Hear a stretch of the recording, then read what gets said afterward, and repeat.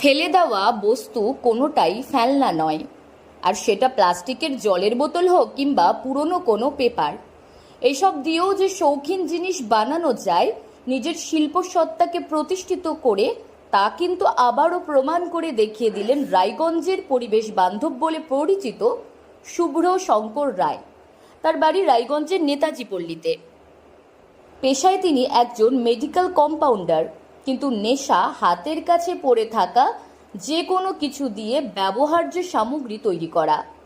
তার এক একটি অনবদ্য সৃষ্টি যেন নতুন নতুন দিকের দিশা দিতে তৈরি। তার হাতের তৈরি বিয়ের কাঠ, পুতুল, গয়নার বাক্স, মহিলাদের পার্স, রঙিন বোতল বেশ নজির সৃষ্টি করেছে সকলের কাছে। তার এই সমস্ত জিনিসগুলো তিনি তৈরি করছেন পরিবেশ বান্ধব সামগ্রী, যেমন বাঁশ, পাটকাঠি, খবরের কাগজ, সুতলি, এছাড়াও বিভিন্ন ব্যবহার্য নয় বা ফেলে দেওয়ার সামগ্রী দিয়ে। আচ্ছা, তো আপনার যে এই সুপ্ত প্রতিভা, এই যে দেখছি বিভিন্ন ধরনের ফেলে দেওয়া জিনিস দিয়ে একের পর এক জিনিস, নতুনত্ব জিনিস তৈরি করছেন, তো এই রকম একটা চিন্তা ভাবনা কবে থেকে আসলো? না, চিন্তা ভাবনা বলতে বরাবরই আমার যা কিছু করা একটু এক্সেশনাল করি আমি।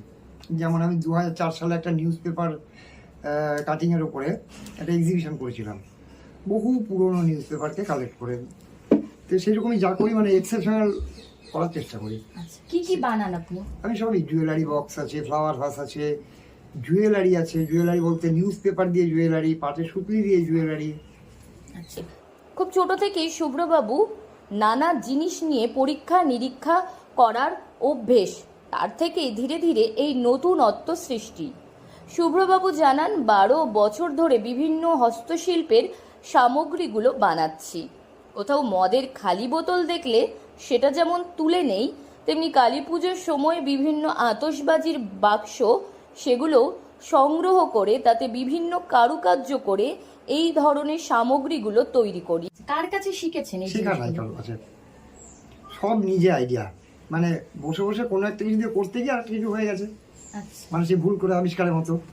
আচ্ছা, এই হচ্ছে ব্যাপার। বলছি, আরো তো অনেক কিছু ছিল শিল্প প্রতিভার বিকাশ ঘটানোর জন্য। সেক্ষেত্রে আপনি এই যে সব ফেলে দেওয়া জিনিসগুলোকে নিজের করে নিয়ে কি হবে আপন মনে আপনি একটা নতুন শিল্পীর মানে কিছুটা তো পরিবেশ দূষণ বাড়ছে। 2 নম্বরে যে পাট শিল্প তো আর এখন আর প্লাস্টিক আসার পরে পাট তো অফ হয়ে গেছে। এবার সেটাকেও তো মনে করুন যে আমি রিপ্রেজেন্ট করছি। এই যে এটা পুরোপুরি পাটের সুতলি, এটাও তো সেই জুটকে রিপ্রেজেন্ট করা, যেখানে পাট শিল্প হারিয়ে যাচ্ছে। আর একটা জিনিস, যে কিছুটা হয়তো বিশাল বড় পরিমাণে হবে না, কিন্তু কিছুটা তো পরিবেশ দূষণও। তো শিল্পী ভাতা পান না, এখনো পর্যন্ত শিল্পী ভাতা পান না, হয়নি। তবে শুভ্রবাবুর আক্ষেপ যে রায়গঞ্জের মতো ছোট শহরে এসবের কদর কেউ দেয় না।